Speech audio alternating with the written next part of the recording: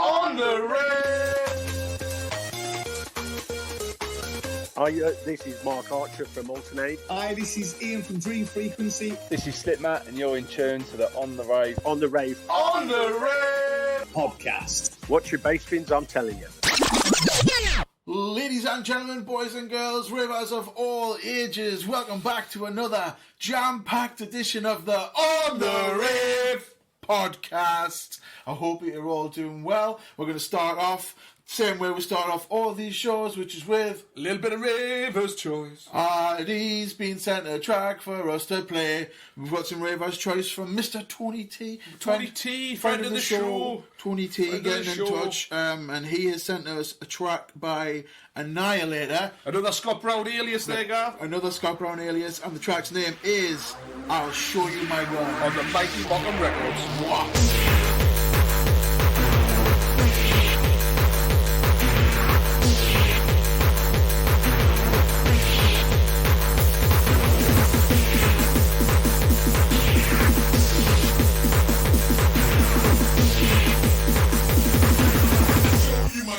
My Uzi weighs a ton.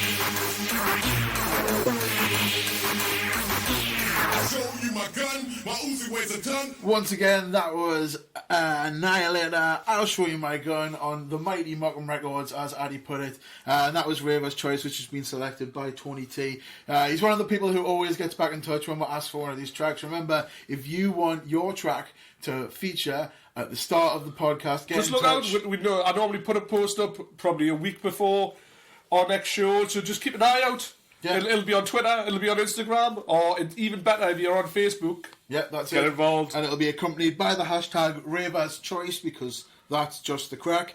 We've got, as we said before, we've got a jam-packed episode today.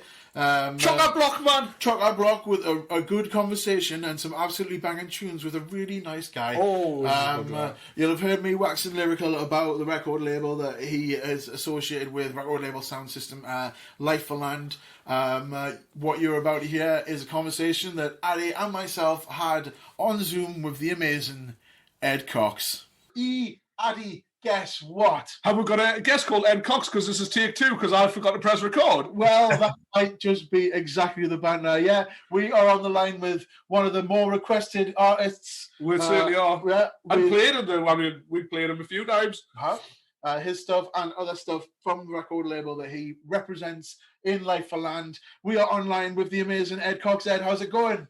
I'm all right, thank you. And yourself? Yeah, we're doing good. Good again. Take two. Take 2, as you've heard, because Addie forgot to press record. I'm sorry. It's fine. these things happen. It wouldn't be one of our podcasts if there wasn't some sort of technical issue that we need to sort out. So for the uninitiated, Ed, for the people who don't know who you are, do you want to tell all of the Ravers who are listening a little bit about what you do in the world of music? Yeah, well, my name's Ed Cox, and I'm from a sound system / label called Life for Land. The main thing that people know me for is making rave music, playing the accordion over the top of it whilst dressed as a clown. Yeah, a bit of clowncore. Yeah, and a little bit of clown history. I think at one point I gave you a pair of clown shoes that I found in a bin. Yeah, that did happen. When you came up to play one of those glorious nights in Newcastle, do you have good memories of those raves you played at the Cooperage? Yeah, I do actually. That rickety building that didn't look like it could handle that amount of stomping. It's been saved as well because it shut down for years and years and years. Someone bought it. Yeah, I heard that. Yeah, is there what's open again? Well, again. Yeah, happy days. Yeah, hopefully we'll get back into the Cooperage. It's one of the things that we love that. But there's a local poet up here who wrote a poem about the first. You know what? I heard that. Yeah, it was really good.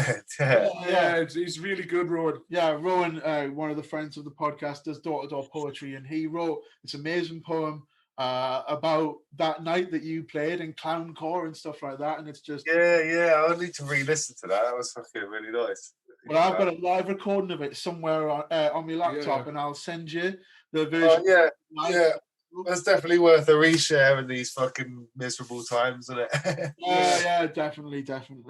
Well, we know Ed from years and years back, as I say, putting gigs on at the Cooperage, handing them sets of shoes, kidnapping them and taking them to music festivals and all sorts of shenanigans. On no sleep whatsoever.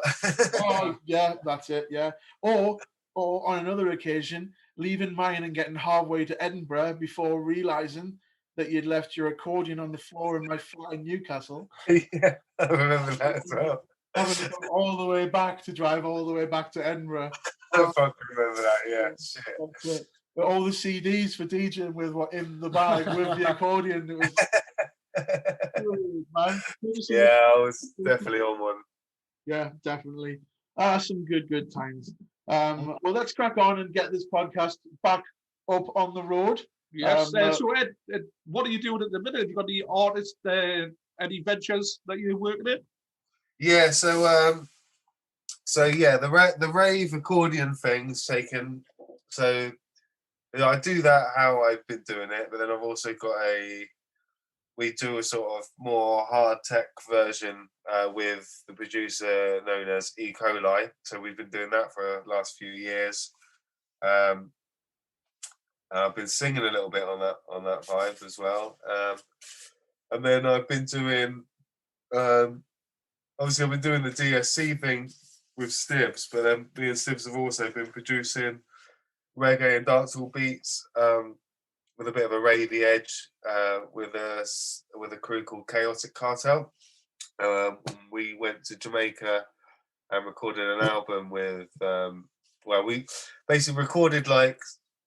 How many artists? Probably I think it was about 12 artists from Jamaica, and then come back and recorded another 13 artists from England on the same thing. So I think it was about 25 artists in total on the album. Nice. Yeah. It's nice to get the collaboratory work on. Exactly, yeah. And like since then, we come back and we're in contact with a lot of the vocalists and producers that we linked with over there. So we're still making music, remotely, sending it over to Jamaica, getting them to record it. We've got an EP on the go with one of our artists, and then we've got a couple of singles on the go as well. Yeah, spot on.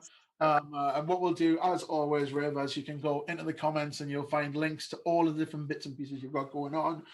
We've got a Bandcamp link to the new album, which the one on Irritant, which is just it's disgusting. It's disgusting. It's absolutely great. Some class samples, just some banging tunes. So if you want any more information on what's going on, you can dive into the comment section and get a list full of all of the different bits and pieces that Ed's got going on at the minute. Yeah, and also just a quick one on that Irritant one. It's worth getting the vinyl just for the artwork because it's the Porg. He did my last album cover, and he's done like lots of Rave illustrations over the years, like the big tanks, the generator flyers with the sound system attached to it. Probably have seen his artwork and not known it's him, but this one's amazing. It's got like puppets and like the politicians like Boris Johnson, and it's such a sick fucking artwork on that one. Like it is, yeah. And if you dive in the comments, I'll leave a link to where you can find it on Bandcamp, and I'll also leave a link to where you can buy the 12-inch as well. It's a 12-inch set.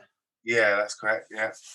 I remember having a look at it the other day when you sent me the stuff over. But let's crack on and start answering a couple of these questions from this podcast, and we'll start off with early influences. So, of all of the music that was maybe pushed on you a little bit early on in your like fledgling musical career, what artists stand out, and who was it who was pushing the music on you? Was it the parents like us? It was not my parents. My dad liked rubbish music from Wild West films, like Rawhide and fucking like just. Oh, hang on, Rawhide's a banger.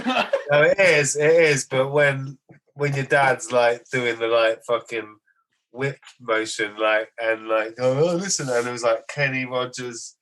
Honestly, it was like at the time I hated it, but Rawhide I've grown to like, but yeah, I mean, like my mum liked Rod Stewart, and my mum and my uncle fucking love Rod Stewart. My uncle would mortgage his house if you could go and watch Rod Stewart again. Like I'm not even fucking lying. It's terrible. Arranged.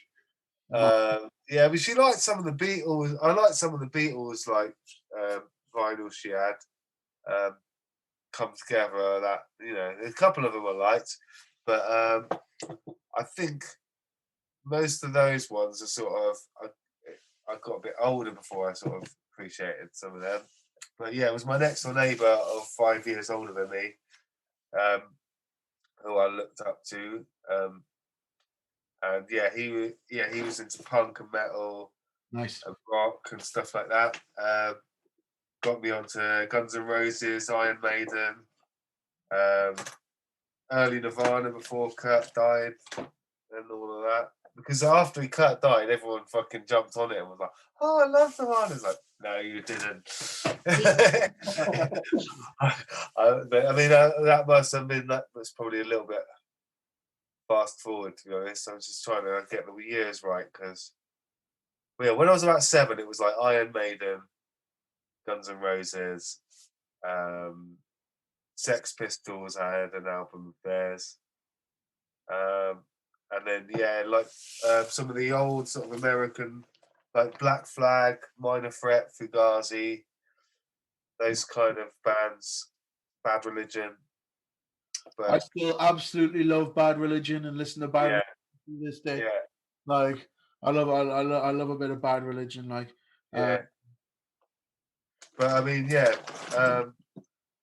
Iron Maiden. I mean, for me, the musicality and the way they go off on one in their music, it's just something special. I think you know, a lot of the metal and stuff is just like one riff, verse, chorus, bridge, fucking solo, same riff, gone. Like Iron Maiden, it's like I didn't even fully really appreciate it until listening back, and I'm like, fucking hell, it's like classical music going like different movements, just it's like, you know, there's just it's fucking mad. And obviously Bruce Dickinson has got a fucking set of lungs on him, just going off. Yeah, dude can absolutely bellow. And of course, with the old Iron Maiden stuff, you had that amazing artwork. You were just talking about the artwork, Yeah, of your new absolutely. stuff, but some of the Yeah. Iron Maiden stuff had some very evocative artwork on the front. Yeah, and then the monster was called Eddie, and I'm called Ed, and I did feel a bit of affiliation with that. And yeah, I mean, it was the artwork that actually made me buy the single, The Clairvoyant, just because it's just like some fucking head being ripped apart and just dissected and that. And I know it was like, it was definitely the artwork played a massive influence on me going out there and getting an album of that was a single, or EP. But that was like, fucking hell, that's amazing. I just remember just always kept looking at the artwork for like hours. But, yeah. Well, let's get a little bit of Iron Maiden on, and the track you selected, as you said, is from 1988, and it's called The Clairvoyant.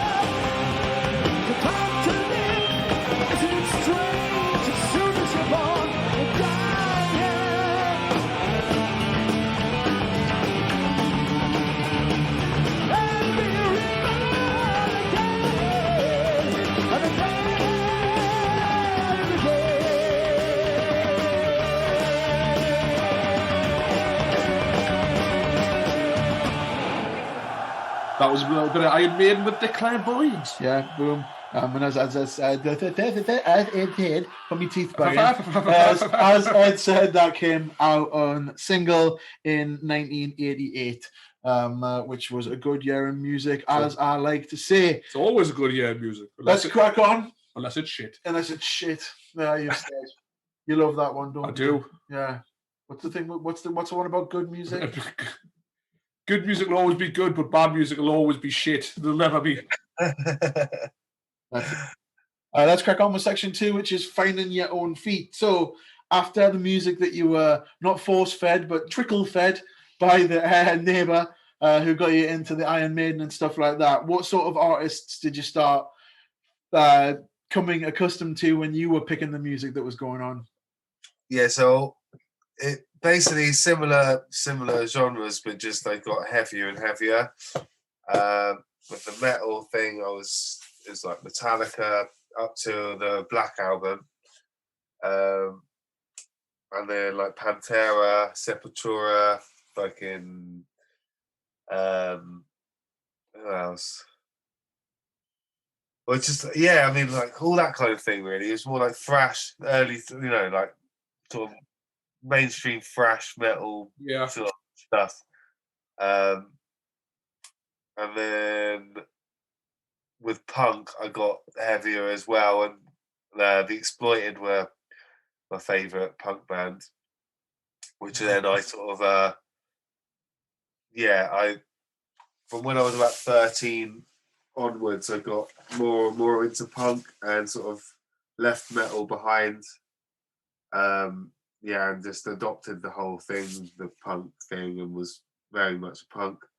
So were you listening to it, or were you like full aesthetic? Did you have the I had the fucking massive Mohican, fucking Bondage trousers, fucking safety pins everywhere, fucking.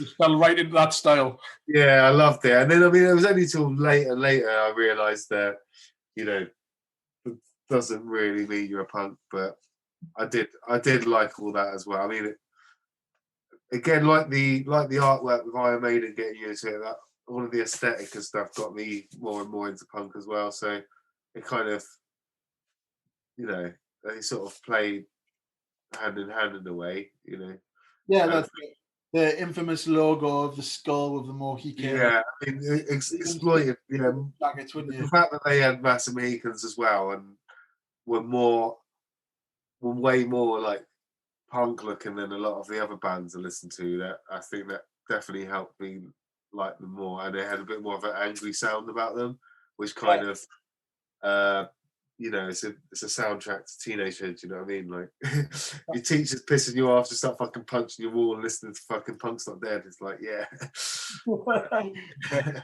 as I was telling you before, I once went to go and see The Exploited, and I came out with my shins absolutely kicked in that night because the crowd was just absolutely wild. Wild. And that's one of my memories of seeing the Exploited. Don't fuck with the Balmy Army is all I'd add to that, like, because it left me with bruises. He's ex-military, isn't he? He was I think that's probably, you could hear that sort of anger in it, you know what I mean?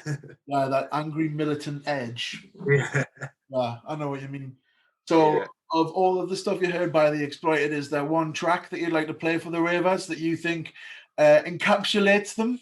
Yeah, well, it was from this album as a live album, and it was the song's called Alternative, and that was the one that stood out for me the most. Cool, let's get it on. This was called Alternative.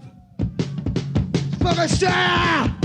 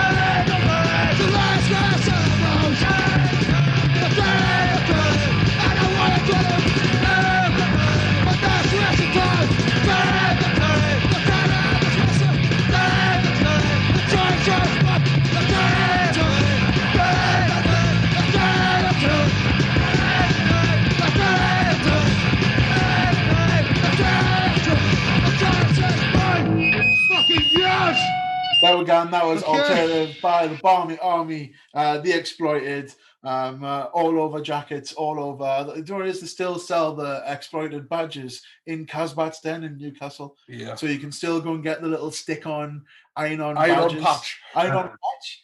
Yeah. Nice. So what's next then, Gav? Let's crack on and do section 3, which is First Rave Memories. So, do you have a very good grasp on the first rave that you ever went to, or first rave that you remember? Was it just a drugged out mess like ours? Well, it was a bit of both, really. I mean, I do remember it very well, but I was also a drugged up mess. But yeah, it was a Reading Festival. I was there, obviously, for the punk and metal type music. You know, the Prodigy was playing, and Beastie Boys and Rancid, and like it was a really good weekend. And it was, I think it was the Saturday night, and the dance tent was one of the ones that was open later, and Ronnie Size was playing. Nice. Oh, nice. And, yeah, the guys I was with, they were more into sort of dance music than I was. And they were like, "Come on, you'll like it."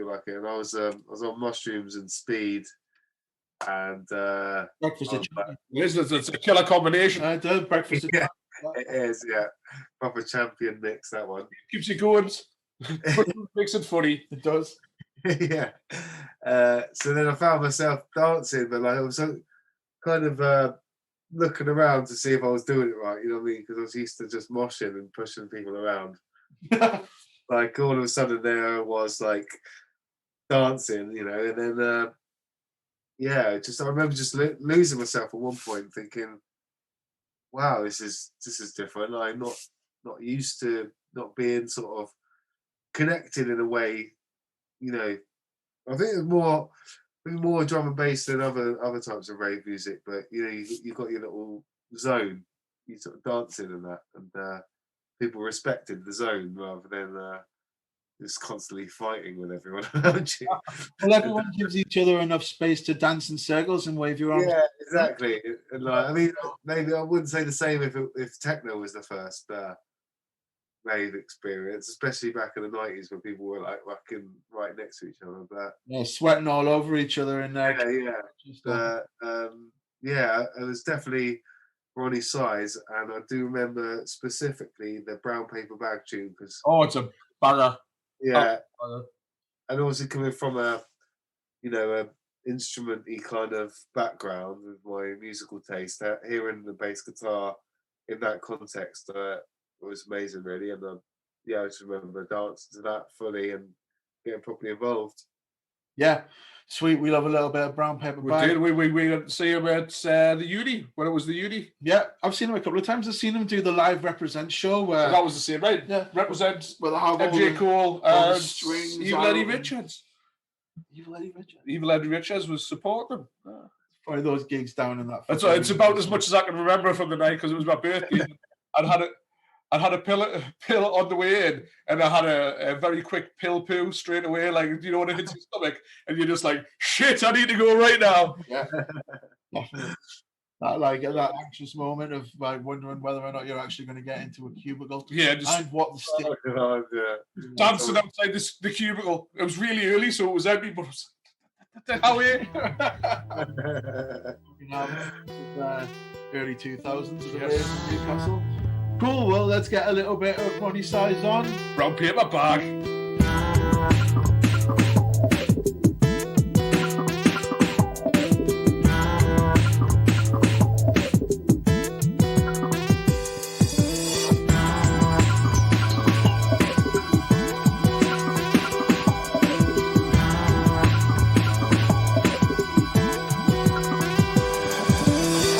To the rhythm made out of brown paper. Sounds that we bring are of a different nature. Rhythms get greater and the rhythms they get greater. Yes, another rougher tough form for the chaser. New configuration, new riff and new structure. Built on the frame that'll hold and won't puncture. Tight, we wrap it up, it's wrapped tightly.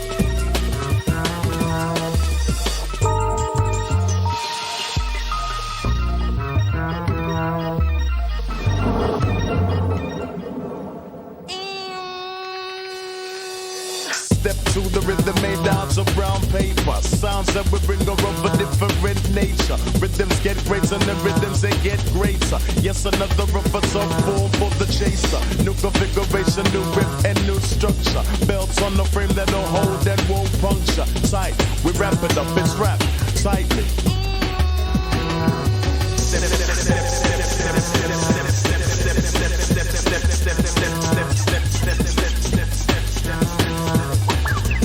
Step to the rhythm made out of brown paper. Step, step, step, step, step, step, step, step, step. Play, play, play, play, play. Step, step, step, step, step, step, step, step, step. Play, play, play, play, play, play, play, play. Step, step, step, step, step, step, step, step, step, step.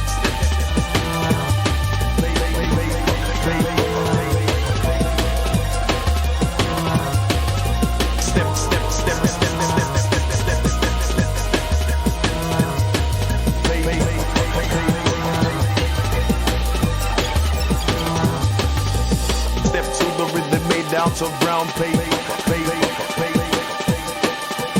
built on a frame that'll hold and won't puncture. New configuration, new riff and new structure. Yes, another rougher tough form.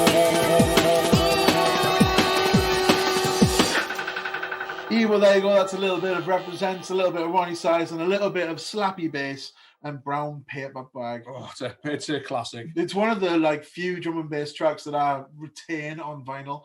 I got rid of a lot of my Rave vinyl when I realized that I was never going to be able to DJ after 7 years of playing with 1210s and just never a beat match. Just completely stuck to the fucking to the MC, and after that, so they'll be in the warm, sweaty one at the front. Section 4 of the On the Rave podcast is the bit when we talk about festival fever. And I'm going to be very, very surprised if you tell me that you're not a fan of a festival, seeing as I once stole you when you came to a gig in Newcastle and took you off to a field to go to a festival that we were just reminiscing about.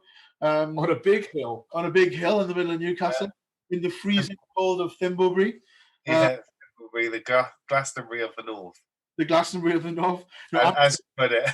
Andy Thimblebury would absolutely love that. Oh, you would. We should send him that on Facebook. I love that. The Glastonbury. You got me a set as well, didn't you? We got there and then yeah, you played in a marquee within a few minutes.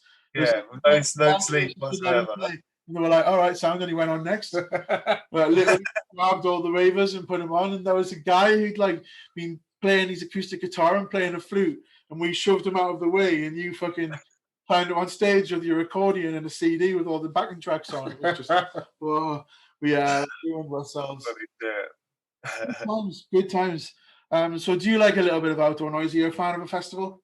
Yeah, I love a good festival, and like, I mean, there's so many different ones, you know, like so many different vibes, and I love even the ones that you like, you go to and you're like, oh, there's loads of just like really old looking backdrops that are really dated, and you know, you go there and you're like, wow, these guys are like still like 20 years ago, but it's just what they put it out, and it's, you know, it's that's I don't know, it's kind of like they're like tribes, you know, and like, I mean, some of the big ones is less like that, but you know, when I get booked at like a little festival somewhere, that, and it's just nice to see, it's like an opening to someone's world, and you know, the way that they create the space, and like, you know, like someone's just gone and built a fucking big nest that everyone could just lay in. You know, it's just little things here, you know, that people put their effort into, like into zones, and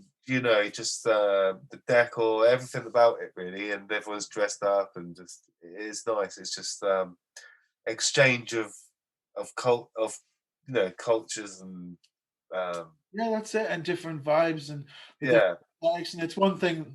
I mean, everyone's missing a little bit of a rave. We've all absolutely fucking died to go out somewhere. We were supposed to be having a stage named after us, a local festival, which ended up getting cancelled back in September. So fingers crossed. This September, it'll be back, and we'll have a little bit of on the rave stage, which will be nice. It would really, really nice, because we love a little bit of outdoor noise. We do love a little bit. Yeah. What sort of tunes remind you of festivals? Like, is it more the ravey stuff that you go for, or would you just turn up to see anything that was playing?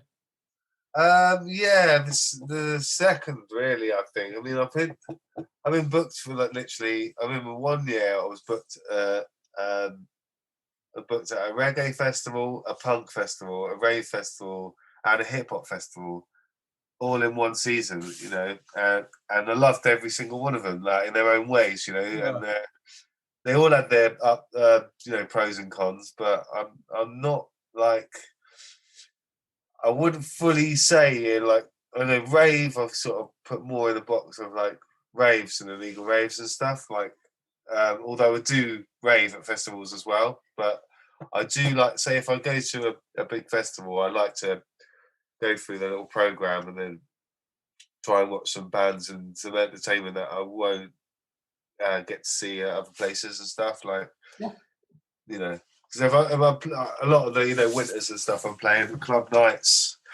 so I do get to see a lot of the rave legends and stuff. And you know, if someone's real special, that, you know, don't get booked in clubs, then I'll go and see them. But I generally sort of lean towards seeing bands and, you know, artists that don't, you know.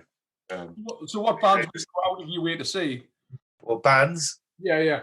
Like I saw the Specials at Boomtown a few years ago. Nice. And that was. I mean, in the sunshine. Was that? No, it was night time, but it was like, but it was things like that. You know, when you're thinking, well, you know, they're old now. This might be one of the last times you can see them. You know, you don't know, one of them might die, and like it might all just go to shit. You know, and you got to take advantage. You know, it was, if Jimmy Cliff's playing at Glastonbury or something, you make the effort to go and fucking see him. Do you know what I mean? Absolutely. I ended up rolling around in the new, like the New World stage Jimmy Cliff was playing on one year. Yeah. And it was like Roots Maneuver, Jimmy Cliff, and then Fun Loving Criminals, I think it was, that played like one after another. And I can still remember going to see Jimmy Cliff and him headlining in a bright yellow tracksuit, jumping all over the place, and people that you go and see, like going to Bangface. You go to Bangface to go and see all the rave, but take that couple of minutes out to go and see Chaz and Dave. Exactly. Cut in the Gang. To go and see Cut in the Gang. Yeah, to go and see that big act that like you wouldn't normally get the chance to go and see. at the end of the day, if they're like they're professional musicians like that, they've been doing it from fucking when we're young. Yeah. There's something to learn from that sort of level of entertainment. You know what I mean? Like you want to see how they come on stage, how they mature as an artist. You know what I mean? And just and have that as a sort of an influence of how I could grow as an artist. You know, like just to see how they hold the audience. They don't have to fucking maybe try as hard in some ways because they've earned that sort of respect. You know, and just to watch somebody own the stage, like as someone like Jimmy Cliff or even the Rolling Stones, or you know, just one of these sort of legendary acts. You know, you watch them, you're like, oh right, that's how somebody who's done it for years and years does it. You know what I mean?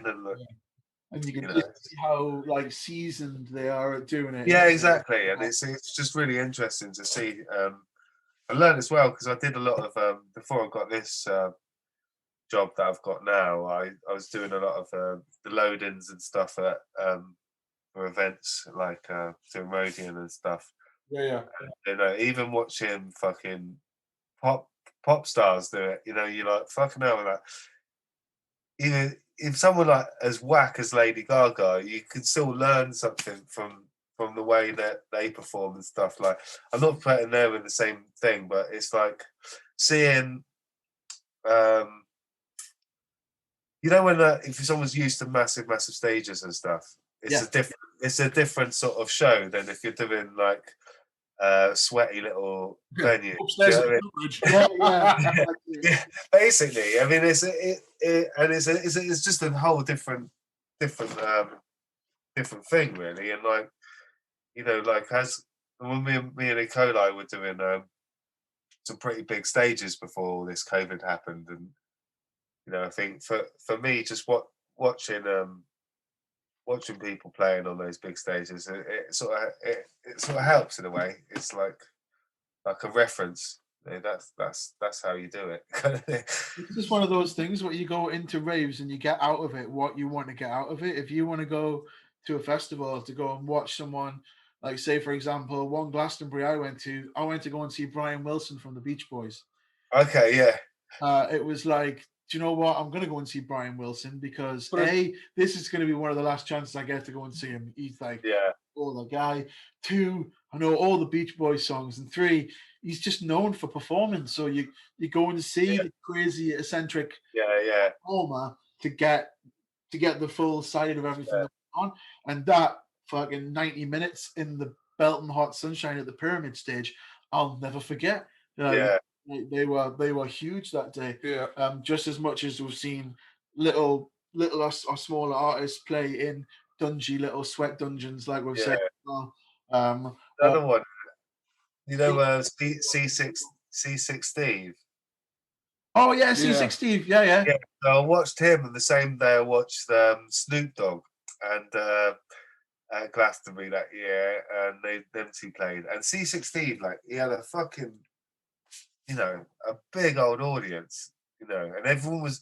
I think the difference between those two was like C6 Steve had a massive audience of people that were there that really, really liked his music and was like there to show respect and support him. Whereas Snoop Dogg, I mean, because I was obviously into punk and stuff when Snoop Dogg was massive, you know, when all my mates liked him, sort of thing. Yeah.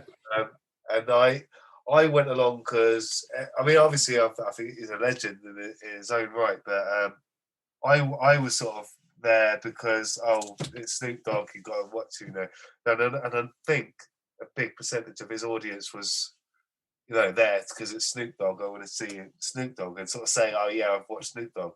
Yeah. And then I think Snoop Dogg couldn't walk through that fucking crowd and just hang out at Glastonbury, where C6 Steve could.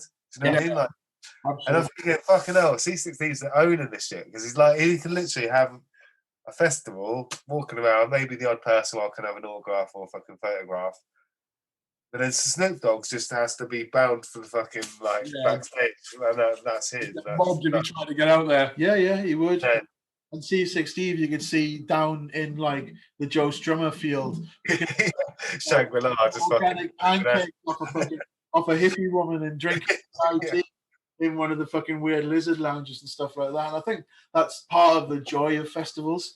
So when it comes to festivals, is there one artist you'd like to play to represent your love for festivals and outside noises? Yeah, well, I'm going to go for a song that reminds me of summertime. Because most festivals are in summertime. Yeah. And it's Who Knows by Protégé featuring Chronix. And yeah, it's I think reggae and sunshine just goes hand in hand for me. So it'll have to be this tune. Yeah, that's sound. Let's get it on. Yep, let's get a little bit of outdoor noise music on. We're going to have a little bit of Protégé. And it's a Protégé, eh? Yeah. Chronix are where you say, eh? Yeah. Okay. Oh, yeah. Who knows? I just go where the trade wind blows, sending love to my friends and foes. And I suppose I'm pleased to be chilling in the West Indies. I provide all my wants and needs. I got the sunshine, rivers and trees. Release, wait, hey. When me see Jah, me see a way. Drastically straight from hypocrisy, I say, hey. Every man to them own a philosophy. I live the proper way and then me read a chapter daily. Man, they in a city hungry and no eat. And food they down a country just a drop off of the tree then. You see say poverty no real then, is what the reason revealing. Who knows? I just go where the trade wind blows, sending love to my friends and foes. And I suppose I'm pleased to be chilling in the West Indies.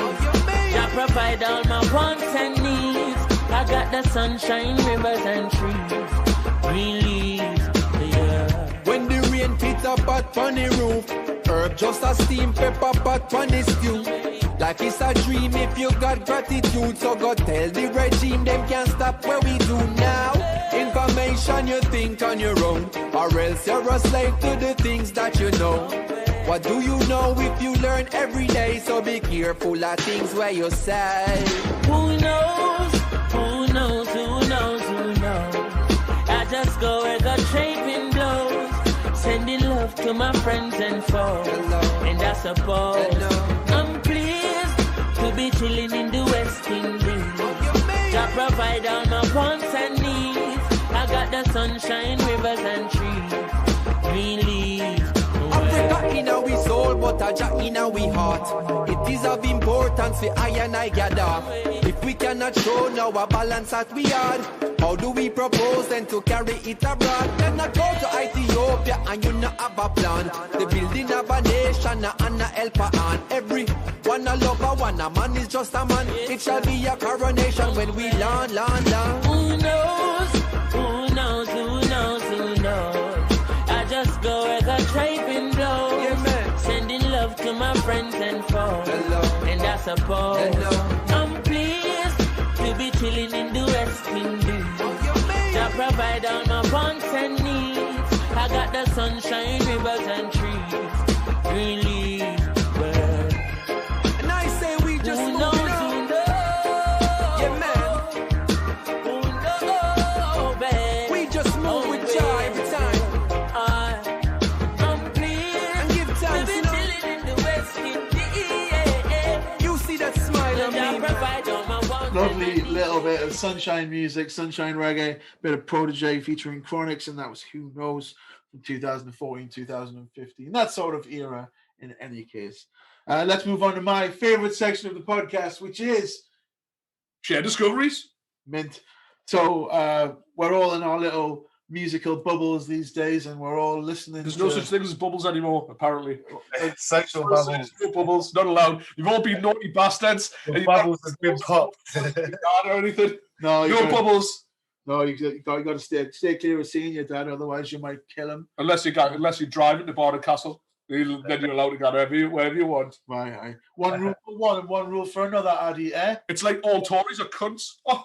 Yeah, just dry site in Durham for the day and just fucking. Yeah, exactly. Fucking exactly. So let's crack on with shared discoveries. So let's not call it a musical bubble. So you've got your little musical preferences of people that you're listening to. Do you think there's any artists amongst your regular listenings that deserve a little bit more love and you'd like to give them a little bit of a push on the show? Yeah, well, I thought I'd use this opportunity to push somebody I know who's been he's a hip hop MC called Mr. Key. He's yeah. I mean, I've known him since he was about 16. He used to come to our raves, so he used to come to Life of Land parties when he was a little younger, and I'm probably a few years older than him. And anyway, one day he was like, "Oh, what's your address? I want to come round and show you my music." So he was like 16 at the time. Come round, it's like, "Oh, I've got this CD. I want you to tell me what you think of it." Knowing that I'm not a massive hip hop fan, but I was like, "Yeah, I'll listen to it." It was called Four Elephants of Hip Hop, like from the take on the Four Elements of Hip Hop. And there was one of the songs had the Colonel Haffy's marching thing from, is it Jungle Book or maybe Dumbo? One of them Disney songs, but it's the elephants on parade, here they come. That's from Dumbo. Yeah, so they sampled that, and yeah, there was four of them, but Mr. Key really sort of stood out for me as the best MC out of them lot. And then he basically later he was so like, I don't know if you know Dirty Dyke and all of the High Focus lot and stuff. Well, Dirty Dyke was also used to come to Life of Land parties when he was also young like that as well.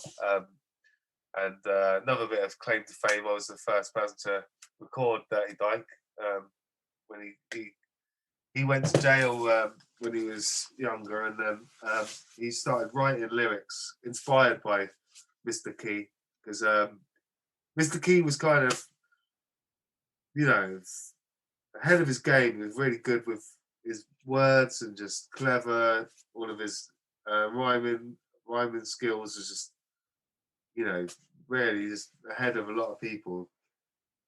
Really intelligent with it. He's come from quite an intelligent family in Cambridge.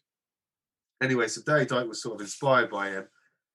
Then was he was locked up for ages, and like had that time to sort of write his lyrics and stuff. And if you kind of listen to the early Mr. Key stuff and Dirty Dyke, got a few similarities in the sort of the way they sort of rhyme and stuff.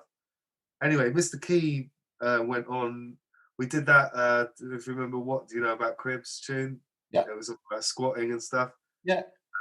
So Mr. Key's on that. He's the last rapper on that song. And then after that, he went sort of the other way and become the primary school teacher up in Scotland. Oh, right.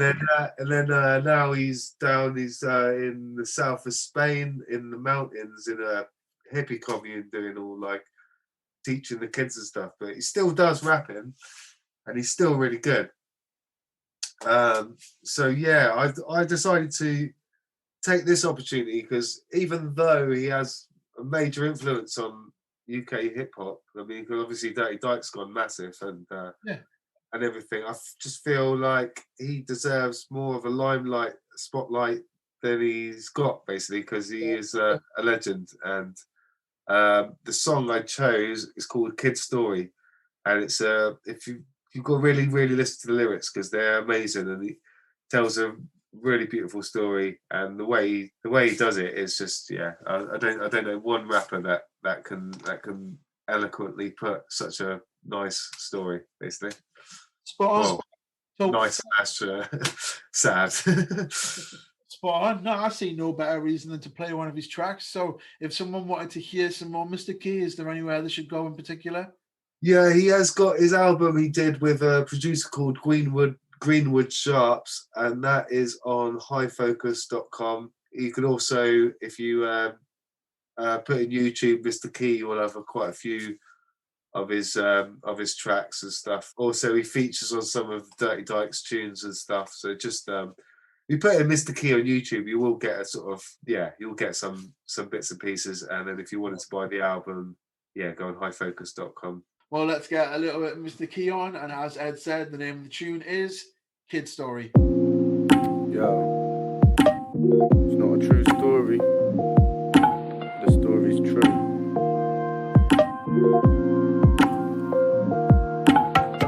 Just a little and get the kids and brittling, twitchy finger fiddling and pissing in the litter bin. Pity's what they're giving him, the finger's what he's giving back. Pity she's a bitch and treats the kiddie like a little twat. Jimmy was a piggy in the middle of a bloodbath, dirty rotten upstart, fucking up his one chance. Trisha was a witness and a victim to her father's fist. Carves her skinny wrist a bit suspicious that she asked for it. Toast a happy couple, had a son but never simplified. They loved the kid but lacked the basic skills to give it right. Isn't like they didn't try, pocket your opinion. God don't wanna listen to your gossiping and whinging. Wash him in a system, baptize him in obedience. Fronting like you're pure and force feeding him your greediness. Treat him as a deviant and leave him in the margin. Or weed him out the garden and completely disregard him. He's getting older now. How you gonna hold him down? And why should he obey the rules inside a school that sold him out? Used to be that you could see the light, his eyes are colder now. Shoulders hunched to fuck with skunk for puffing with an older crowd. This ain't a story about a kid who couldn't sort it out. Drugs are just a normal thing we do to keep the boredom out in smaller towns. All that's really going down is petty crime. Getting high, necking pines, fighting and forgetting why. Simon had a messy mind, Megan was a lost soul. Met her in a dance, pirouetting on a hot coal. Birds with dirty feathers stick together in a foxhole and use the love as glue to plug the wounds and bloody bomb holes. Welcome to the stronghold. Enter and escape the fight, tried to break the cycle, turning every sign of day to night. Hate and unabated strife, straight without a chaser, right? Knock it back. Safe to say the odds were stacked away from side. And Megan trying to make a safer space to try create a life. They played it right and made it beautiful and safe inside. A fateful night, a child was born without a state of mind. The lovers dedicated both their lives to try to raise him right. So raise your glass to two courageous hearts to change the path from hate and darkness into love and light and made it last. Some days are hard to face and mate, you can't escape the past, but you could look the bastard in his dirty fucking face and laugh.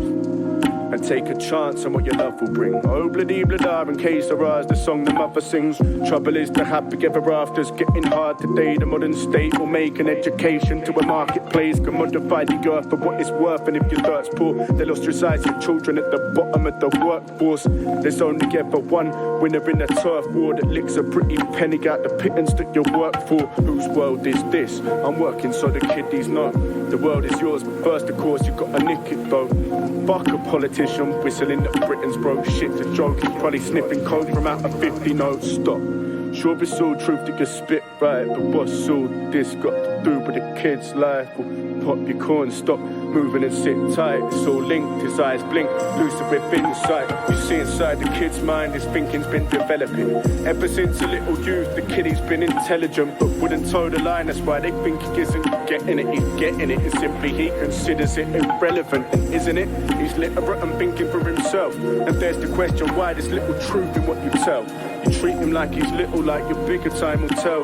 Authority's your shot and he ain't buying what you sell. I see you trying it, paying lip service to autonomy. I check the purpose in your personal philosophy. It's like you're working in a version of Monopoly. Your person's only purpose is to service the economy. But honestly, nah, fuck that, he's on a better track. To make music, move units, stay repping, that's a fact. Probably wasn't what you expected. A lotus flower grown from out the bottom of the cesspit, that's a fact. Probably wasn't what you expected. A lotus flower grown from out the bottom of the cesspit, that's a fact. Probably wasn't what you expect. Probably wasn't what you expect. Probably wasn't what you expect. Probably wasn't what you expect. Probably wasn't what you expect.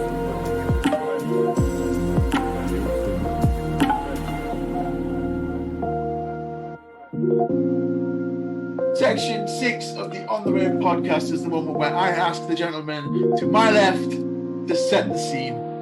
Well, Ed, you've just been out for a delicious curry. I think we went for the Tanners before Rollies for Mice. And then we head on down to the legendary Newcastle venue that is the Cooperage. R.I.P. Coop. No, it's getting rebuilt, man. It's getting done. Save the Coop. Save the Coop. Let's help make the Cooperage great again.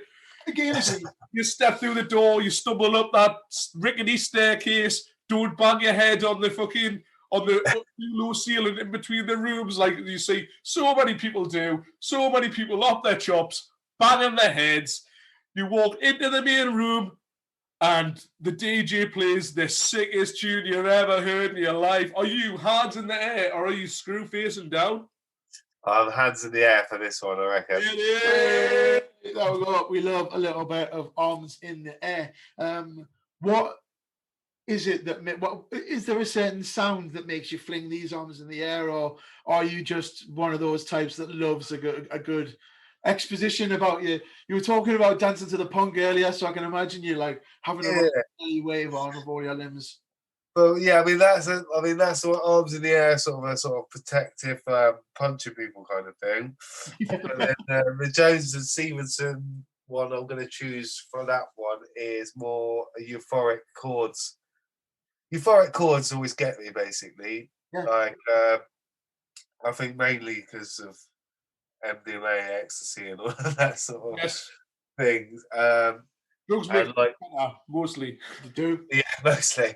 I mean, like if I think back, that's probably what initially got me into that feeling. But I think, I remember going to a illegal rave when I was 16, 17. Went to Luton to an Exodus collective party.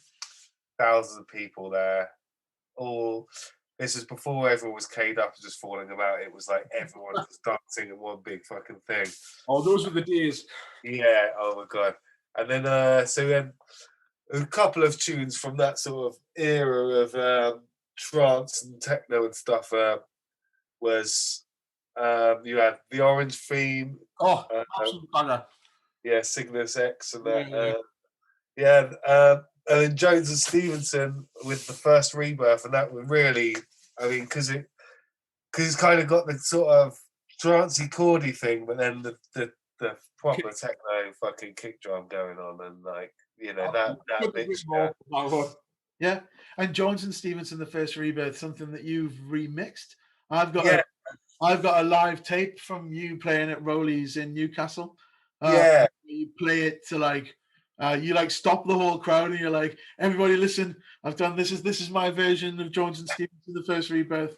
Like, and you put a big it up before you play it. And I can just remember the sound guy, James Smith, going absolutely mental when you mentioned who it was. And just, like there was a moment where a few people were like, John, what's going on? And he was like jumping, waving his arms so enthusiastic. Absolutely all over the fucking place. Yeah. So that was me and MDS from Life and Land did that one because he's a wizard. He's got so many synths and so much knowledge. Like he did he did his masters and stuff, and he again another person I work with that just loves the production side of things. Where I've always been a bit of a bish bash bosh and more of a composer. With my sort of punky attitude, I just want to get it done. Do you know what I mean? Yeah. I've got somebody there who wants to just sit there and fucking make it sound real sexy and use all of his synths. So he's got so much hardware, and then in the last few years, he's got a load of like new mastering. He's got like 20 grand's worth of EQ and compression and stuff. He's literally a G. He's just got like all the stuff. So yeah, me and him. We did that one, and we did the Orange Theme as well. Just a little homage to that era. Orange Theme one called, and I'll give that a listen. Yeah. I'll send you or I'll give you a link, and you can share it with your people.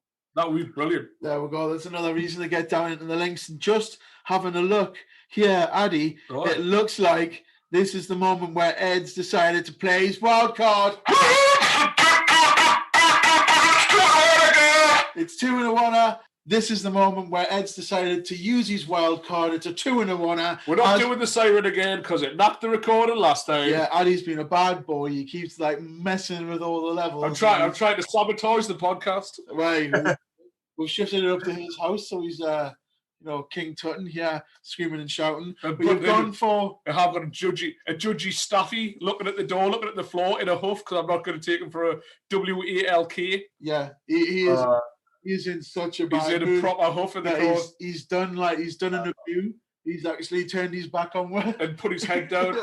He's like, I would get mine over to the screen when she's downstairs. Yeah. I used to walk mine earlier because she's fucking pussy whipped me. So you picked another track as well that also represents Arms in the Air, but for something a little bit different. Do you want to talk about that track as well? Yeah, well, I thought I'd also use the opportunity to promote some of the stuff I was doing with E. coli, and also just it sort of like rounds up a little bit of the festival fever thing as well to a certain extent. Just because whenever we play this track, particularly the last breakdown the last climax and drop after the breakdown, always seems to get people fucking going and sticking their arms in the air, everything in the air. It's actually a cover of an Italian Revolution song. It was about I sing it in Italian. Not that I can speak Italian, but I sing it in Italian in a very fucking weird accent. It's a story of a woman saying goodbye to her husband, who's a partisan, like a fighting for the resistance kind of thing against the fascists. Yeah. So he's going off to fight the fascists, and she's basically it's kind of like an emotional goodbye, basically. Say, if you don't come back, I'll bury you, and I'll plant a flower, but it is used as a sort of anti-fascist song. So also another reason why it would be a good tune to play right now in this sort of right-wingy kind of environment we got here now. Absolutely. Maybe urging people to go out and fucking kill everyone. But it's it is a song that stands the test of time. If you go to mainland Europe, now you need a visa for that. But if you go to mainland Europe, yeah, you've got a blue passport though, so it's all good. But if you go to mainland Europe, people know this song a lot more than they do in the UK. But me and E. coli decided to remix it, and it's basically been our finishing set tune since we started our project, really. Spot on, cool. Well, let's get a little bit of back-to-back action going on. We've got a 2 in a row now, so we'll go straight from Jones and Stevenson, the first rebirth, into a little bit of Ed Cox and E. coli, and we'll do that right now.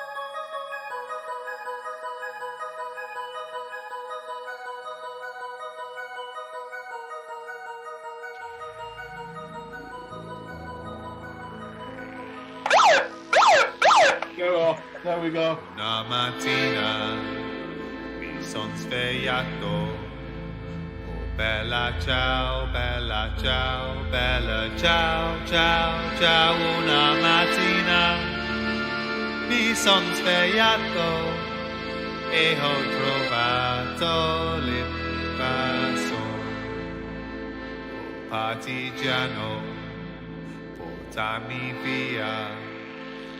Bella ciao, bella ciao, bella ciao, ciao, ciao, oh partigiano, portami via, che mi sento di morire.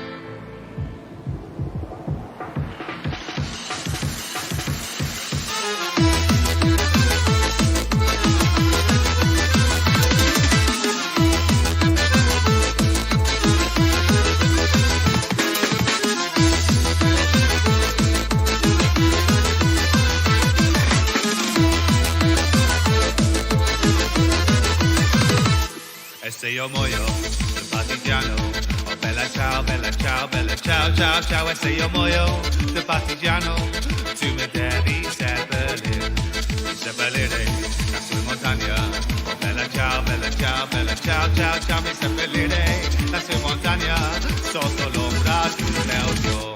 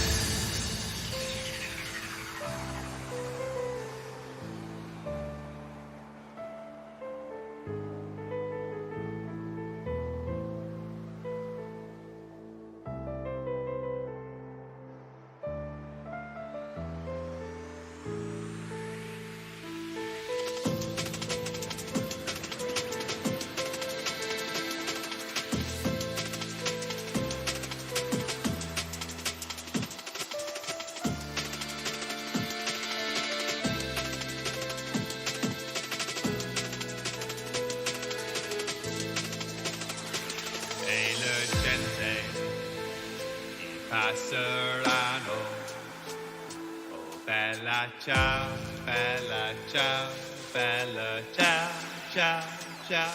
E la gente che passeranno mi diranno che bel fiore.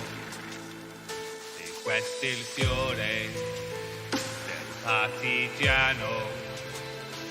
Bella ciao, bella ciao, bella ciao, ciao, ciao. E questo è il fiore del partigiano, morto per la libertà.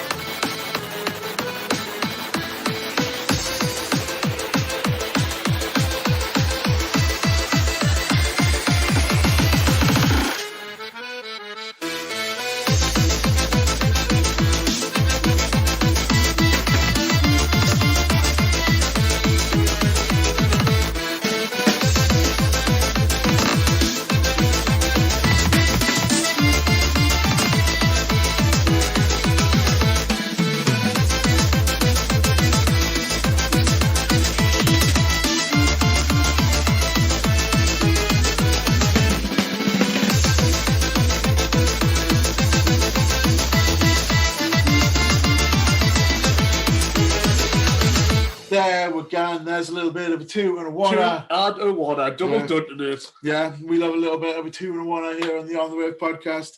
That was a little bit of Ed Cox and Nicolai. That came after St. John's and Stevenson with the first rebirth just one of those seminal rave tunes. Absolutely. A classic. Section 7 of the On the Rave podcast is the dedication section. So what we'll do, we always just hand this over to the artist to say who they want to play a track for and what the track actually is. So I will pass over to Mr. Cox. I'd like to dedicate this song to Carla, my wonderful girlfriend / baby mother / another baby in the oven carrier. It's basically, we've known each other for a long time before we become boyfriend and girlfriend, and she's also a really good DJ. Her name's Boss Lady, and yeah, her love of music definitely was something that drew her to me as well. And I'm going to dedicate one of my tracks, Clown Koala, which was released on Life of Land in 2005. And she told me that this was a special track for her because her and her friends went to a rave in Wales, and they're from even deeper into East Anglia than I am, sort of Suffolk way. So driving to Wales is good, like 4 / 5 hour journey. And apparently they played it was a part of I think it was one of Jabba's mixes. He played Clown Koala at the beginning, and they just like played the beginning mix, like beginning of the mix, this tune over and over again all the way to Wales. So yeah, I would like to dedicate Clown Koala to Carla / Boss Lady.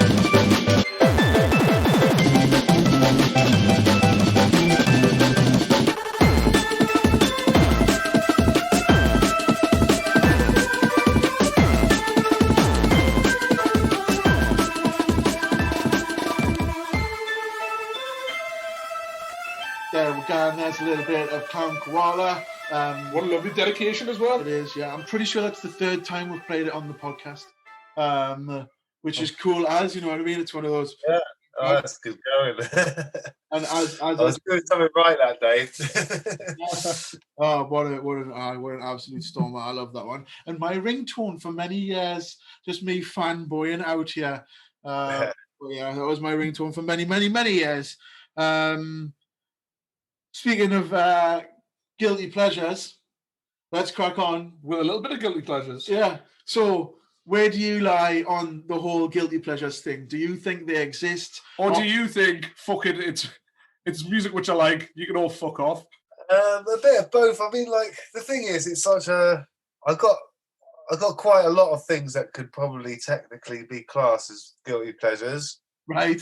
And I thought because this show's the on the rave and stuff, I thought I'd do it in a rave style because A, it's all called on the rave, and B, I haven't really put much rave forward on this show compared to, you know what I mean? I come from different sort of background, and then like most of the selections are like ravey, so I thought I'll give you a cheesy rave one. Just because, Oh, that's absolutely fine. I mean, there's pop music I like, and I'll happily tell people, I like that tune, and I don't feel, there's like Alicia Keys songs I like, and there's like, there's songs that you could be like, oh, that's just really cheesebally, but I think if it wasn't for cheese and like my appreciation of some of it, I don't think my music would have gone in the way it does. But then, like when I say cheese, there's a lot of cheese I also can't stand. There's some of the sort of when people go cheese and they like play all this sort of disco or somebody will go and do a disco set at a rave. I get a bit like, nah, it's not the place for that. You know what I mean? Like, I do like. There's a sort of. I like cheese that. I like my kind of cheese, if you know what I mean. Like, yeah, that's it. Everyone's got their own sort of their version. Their standard of fromage. Yeah, like everyone's got their different little nooks and crannies where they like to hide away their musical preferences. Yeah. So what is it about this tune that you've selected that makes it a guilty pleasure? I can see the smile coming across your face. Well, it's got a funny memory. It's got a funny memory to it. And like, my sister is into happy hardcore. Well, she was when I was younger. Right. And me and Monster. Monster bought a few records that was happy hardcore, and this was on one of them, Toy Town, the song. And basically we had it on vinyl, and we were putting on the Life of Land. This was in the year 2000, so it's fucking a long time ago. And basically, we went down to go and have a look at the site, and it was an ex-quarry that had been filled up with water. So there was a sort of gravel quarries. There was quite a few of them. There was just one that had this big bit of, it's almost like a mini island, not an island, but going out into the thing. And so it's almost like a peninsula or whatever, going out from into the lake. Right. And we put the rig like right at the end of the peninsula, so it was like water all around you, sort of. It was amazing. But anyway, like the previous day, we were like, let's just finalize the place where we're going to put the rig and everything, and like just have one more little scope mission. So we're there and we're fucking building up this massive fat joint. And we're sitting there just like, okay, right, we'll have the decks there, the people dancing here, and like generator there, and sort of working out everything. And next thing you know, this guy comes along. He's like, "You all right, boys?" We're like, "Yeah, all right." And then he turns out he's the bailiff for all the fishing in the area. So it's a private fishing lakes and stuff. So what are you guys up to then? We're like, oh, nothing really, like just chilling out, you know. He's like, all right, and then he's just like talking. He's like, "You smoking a joint there?" And we're like, "Oh, maybe." And he's just like, "Oh, yeah, fair enough." He's just chatting and chatting and chatting. And these guys just wouldn't shut up. We're like, "Fuck off!" Just doing this thing. And then a good half an hour into the conversation, he's like, "You never guess what the cheeky bastards did over there?" And we're like, "What?" And he's like, "They put on a rave, they did. They had a people over there." And we're like, "Really?" And like, we just like, "Oh, fuck." And the next thing you know, we're like, fast forward by about fucking, I don't know, 12, 18 hours. And there's us at our rave just fucking like having it. And fast forward a little bit later, and it's about 9 in the morning at this point. Put on the couple of happy hardcore tracks we had just for fucking shits and giggles. Toy Town comes on, and we look over, and who is it? The fucking fisherman guy with his fucking waders on, yeah? Chain smoking fucking like Super King, those extra long cigarettes with his mate. Just like dancing to like Toy Town. It's just like, oh my God, what is going on? It's just like, but yeah, so that's my little story for the tune. Brilliant story, that, like. Yeah, brilliant. Yeah, with memories of the random fishery guy in his waders bobbing right and left. He has a bit of Pixie and Sharky, Toy Town. ESI.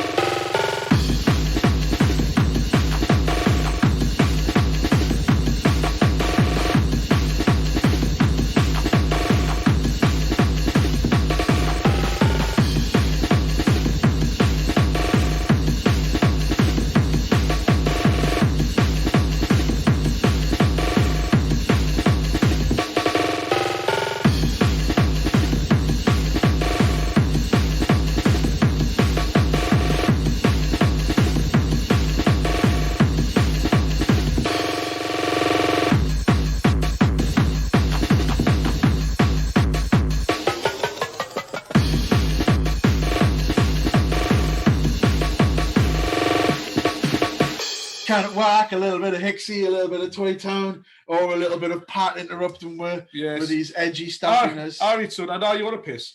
Give us 5. I can't give him some biscuits or something. There we go. Addie will go and give him some biscuits. While we talk about the next section of the podcast, which is the greatest of all time, or the GOAT. So, was this a difficult one for you, or was this one artist just jump out at you? Could this have been, you said earlier that if you did this list on a different day, you'd have picked 11 completely different songs. Like, so would this have, or would it have been the same guy? I think as we're talking rave and like electronic music and stuff, I think there's no one really that like,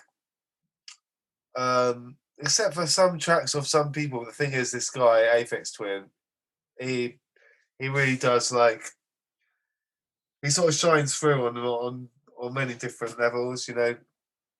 His musicality and stuff, you know. If you've seen any of the or heard any of the orchestral covers of some of his tracks and stuff, there's not much rave music that really. I mean, there is some, but I mean the fact that it can be so transferred so beautifully in an orchestra sort of way, and like. Also, his production, the fact that you know when he was doing all of this music, you know, compared to what else was going on at the time, you know, like the earlier stuff, and his ability to be able to do ambient stuff plus really hard stuff, plus having all the amazing videos and you know, just as an all-round artist. The overall presentation of everything. Yeah, and the elusiveness of it, the way that, you know, to see Aphex Twin, you know, that's you know, it's part of it, you know. I remember like someone saying it was like fucking 20 grand or something to fucking book him, or I don't know how true that was, but the fact that he sells himself in such a way as well, like it's kind of like, it's quite admirable really. Like he is such a real artist, you know what I mean? It's not like somebody you could see at the fucking student fucking freshers night, and then you could see him. You know, it's like it's a fucking. Occasions he plays out in it. Yeah.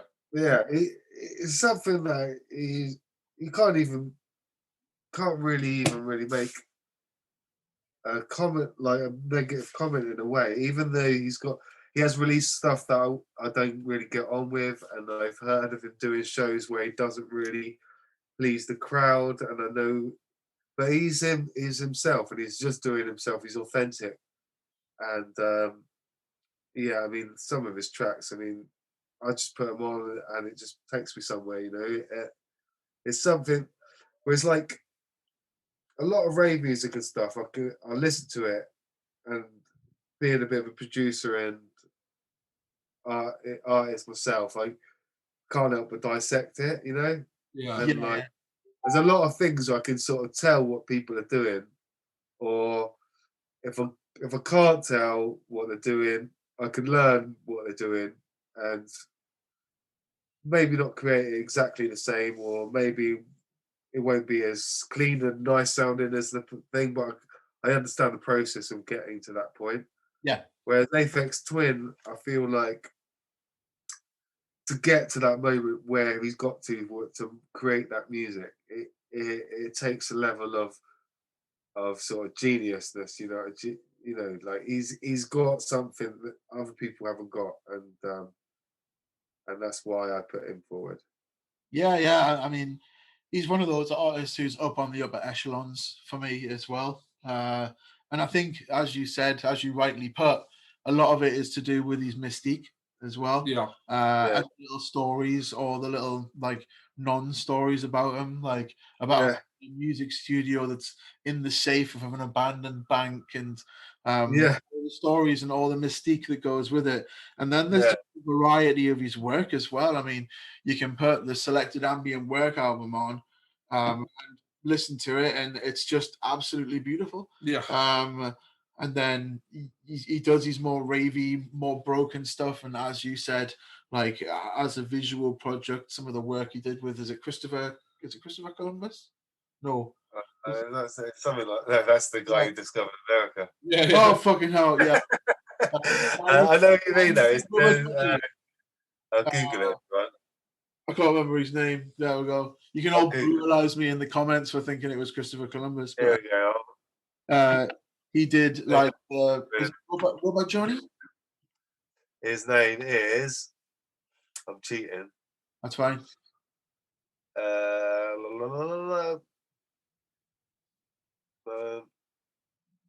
What's his name? Christopher Cunningham. There we go. There we go. Christopher Cunningham. But yeah, he did these like art and visual projects with Aphex Twin, and he did the window licker one, didn't he? Yes, I believe so. Yeah, the twerking girls with the fucking Massive his face and that. Yeah. It's amazing, like, and that song so sleazy, but fucking so weird and like, I don't know. It's fucking. It takes you somewhere. It's the point of I don't know, dark sleaze, like. And a lot of his music as well. You forget about how many like TV ads and stuff like that would play Aphex Twin. I remember our ads where they'd have it on in the background, and it's very cinematic music in points. Yeah, that's it. I can't argue. Yeah, I completely agree. So, what is it about the track that you've selected that makes you think that this is the epitome of Aphex Twin? I think the track 4 is basically it's got the ravey kind of broken beats, but it's also got his like musicality going on as well, and again like Iron Maiden has got his own little movements to the songs. You know, it goes off on one for a bit and then it goes back, and then you know it's I think that sort of thing in music, you know, from my earliest memories of music to now, music that does that generally I put higher than music that just stays on one riff. Yeah. Or even though, you know, I always have a place, you know, like Alternative by The Exploited, for example, that is one riff over and over and over again. Yeah. There is a place in my heart for that sort of music as well. But when you want to know about what really makes me think, that pushes things and like, you know, becomes that sort of greater of all time type fucking status, you really got to be pushing it more and going off on a tangent and coming back and, you know, taking people on the journey, really, because that's what it's all about, really, in my opinion. Yeah. Spot on. Well, I see no better reason than to get a little bit on. So let's go for a bit of Aphex Twin, and it is simply named 4.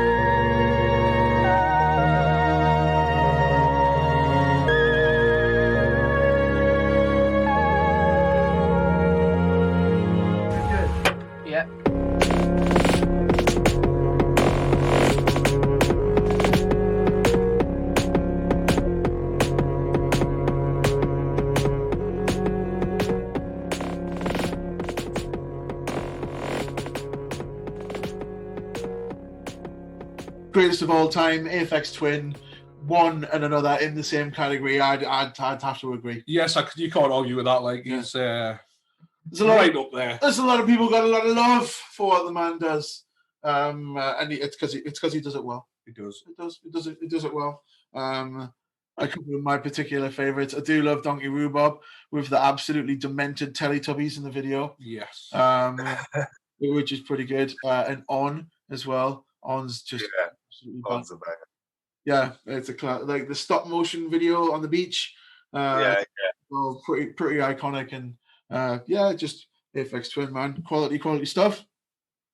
So we've managed to wangle all the way through another one of these podcasts. Addie, this is twice. Half twice. This is podcast number 42. I think it's 43. It's not. It's 42. 41 was the one that went out this morning. I think it was.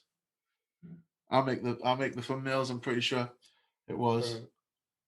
I made it 43. You said it was 43, did you? I definitely. Either way, one of them we've got to change the thumbnail or a tag.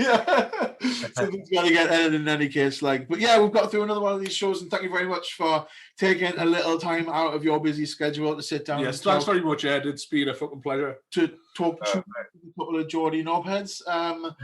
Thanks for having me. No, that's gone. It's spot on me. Let's go on and talk about personal anthems. Before we get onto that final section, have you got anything going on that the world needs to know about? Can we point anyone in the direction of any projects that you've got coming up? So basically, just watch this space. I've got this loop station new project I'm doing. I bought a whole new load of equipment. So basically, it's like building machines on the spot. So I just thought, as much as I'll carry on doing everything I normally do, I just want to, when I can perform again, I want to sort of try and take it on another journey again. So it's basically, I've got an NPC doing the sampled beats and stuff. I've got a synth. I've got everything plugged into a mixing desk going through RC505 loop station. So I'm going to be sort of taking a different approach, really. So at the moment, I'm just kind of organising things at my studio so I can start doing sort of live streams and stuff. Yeah. But it's a bit of a work in progress. It's not going to happen anytime soon. It'll be a good few months before it's sort of ready to do that. But that's the thing I'm really excited about in terms of the Ed COX sort of side of things. I've got Chaotic Cartel, my reggae and dancehall thing I mentioned earlier.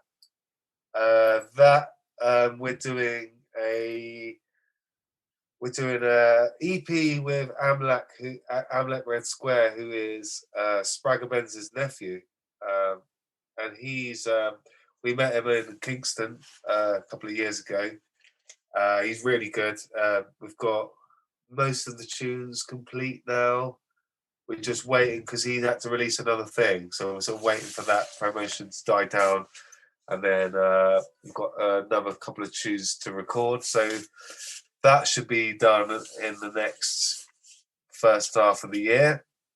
And then we've got a single or two coming out before that.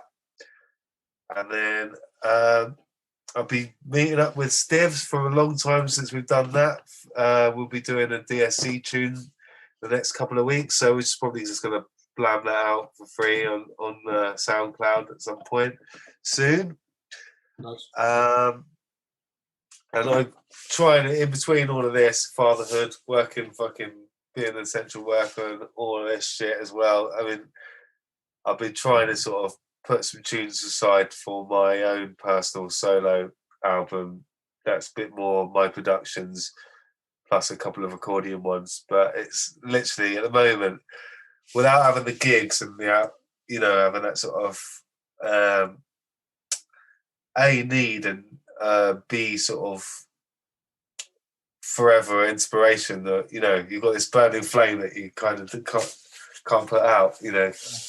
it's taken the wind out of a lot of musicians, basically. So I'm kind of lucky in a way. I've got my family life now, and I've got my head down, and I bought all this equipment, so I am doing music, but it's slowed down in some ways. Like, but the few things I've got on are solid and they're happening. But it's yeah.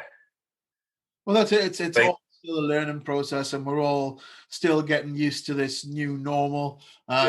Obviously, people like us performers take a lot from performing. You know what I mean? Yeah, there's a lot of inspiration to be had by being in front of a crowd, and you can get a feel for what works and what people are enjoying. Testing little things out. Yeah, and that's it. No, I think it was Dave Shades when we were talking to him was talking about sometimes the struggle when you're doing streams and stuff like that to get any sort of constructive feedback. Where it's like it's just not playing, is it? Well, this is it, and obviously it's all just still a work in process. But as I say, we're going to bang loads of links in the comment section so you can get down there, and we'll put links to where you can find Ed's stuff, to where you can find some of the Dog Shit Crew stuff. Just links to all of the bits and pieces. He'll fire them over to us, and we'll share them with you so you can all go and have a search. Let's crack on with the very last section of the podcast, which is personal anthems. He doesn't know his own show. So I've had in my head. Well, so if you were a WWF wrestler, what would the big tune that you would be walking down the ring that gets you hype be? Well, another little opportunity to pick up one of the things I've been doing, and this is tunes called "This Is England." It's actually the song is featured in the film "This Is England," and it's also got a "This Is England" film sample at the beginning of it. So yeah, it's a remix of a tune called "Fuori dal Mondo" by Ludovico Vico Einaudi. It's a very Italian name. Proper Italian mouthful. So yeah, it's quite emotional song. So that's like you'd want to go into a WWF wrestling match with fucking an emotional kind of dark thing going on in the background with a bit of heavy aspects in it. This tune was recently released. I mean, we made it a couple of years ago. It was going to go out on someone else's label, but then our good friend who runs Irritant Sounds was like, because the other guy was on an R and never actually bothered doing it. Our friends from Irritant Sounds, he was like, right, I'm doing it. Right, let's just fucking do it. And so we're lucky it come out. It was a part of the double vinyl with a whole different load of other producers, all mainly from the free party underground music scene, and the whole double vinyl thing is called "This Is England." The artwork's amazing, like I said before, by the Porg, and all the tunes are real tough. I think it's going to be a collector's piece, really. Just for the artwork, the whole thing, really. It's a decent record. We're looking at it now. Yeah, we're looking at it now. I bought the album. You sent it to me a few days before we sorted this recording, and halfway through listening to the first song, I was like, right, okay, I'm going to have to buy this track. And then sat and listened to all of them. We've just sat and recorded a radio show as well that's going out, and we played one of the tracks from this release on the radio show as well. It's got some absolute bangers, and it's not just me saying it because you're here in front of where and you're on, practically headlining with it, like being your track being called "This Is England" and the EP being called "This Is England." But the artwork, you're right, it's just absolutely sick. It's a take on a bunch of politicians being controlled by a puppeteer, and it's a cool bit of shit. And you can pick that up by going to Irritant Sounds on Bandcamp. I think it cost me a tenner, or I think I sent over a tenner. And it's 20 for the vinyl. Yeah, I've just checked that out before I go and buy it. Yeah, Addie's already. Definitely It's definitely well worth the vinyl. I mean, if you're a vinyl collector, even if not, it's so you can even fucking hang the thing on the wall. It's just nice. I mean, they're keeping that sort of scene alive. I mean, Irritant, we're all sort of underground dance crew in Bristol, the UK, doing parties all over the UK, all over Europe, and I've always just kept it real, really. We've always worked closely along Irritant, Life of Land and Irritant sound system. We're kind of like, we're not one thing, but we are definitely lower family sort of thing. Yeah.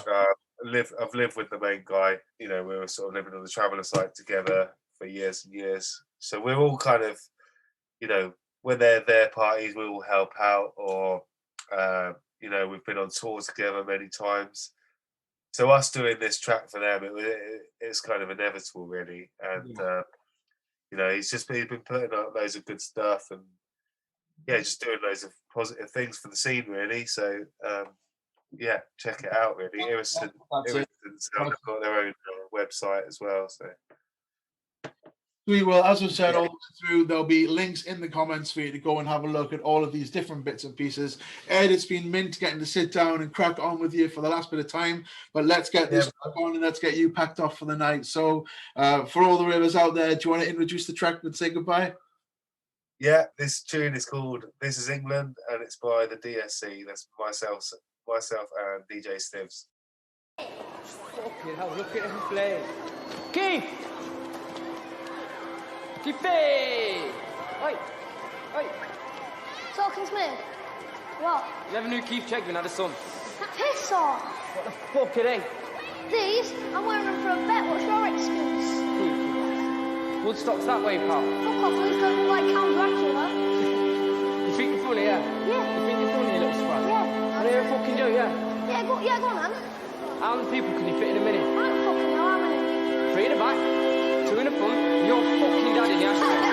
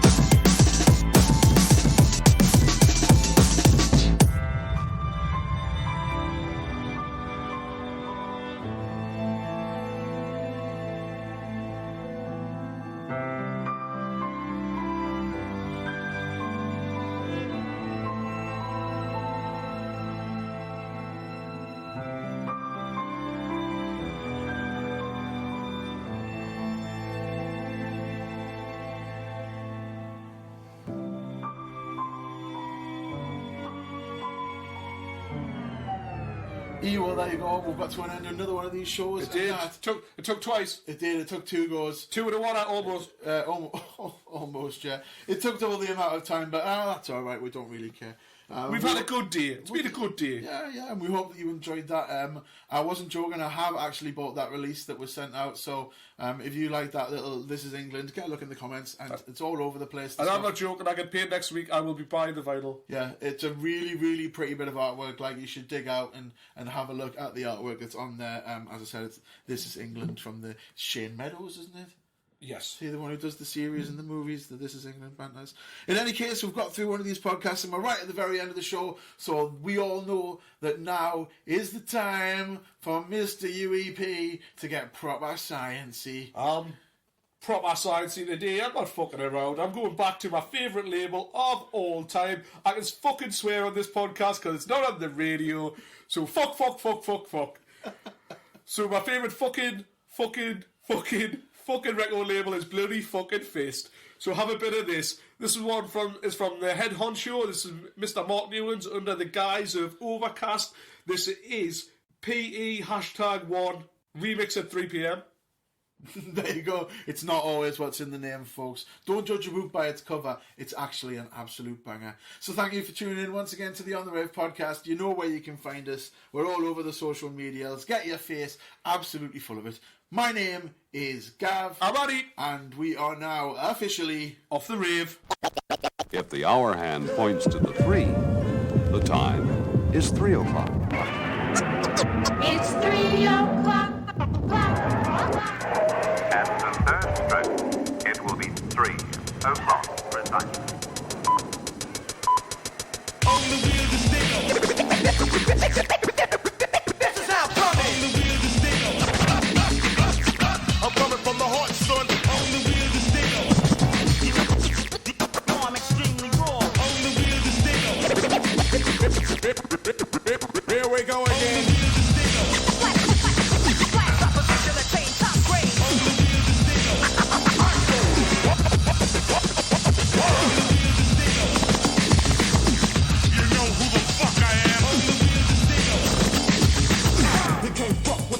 When the needle drop.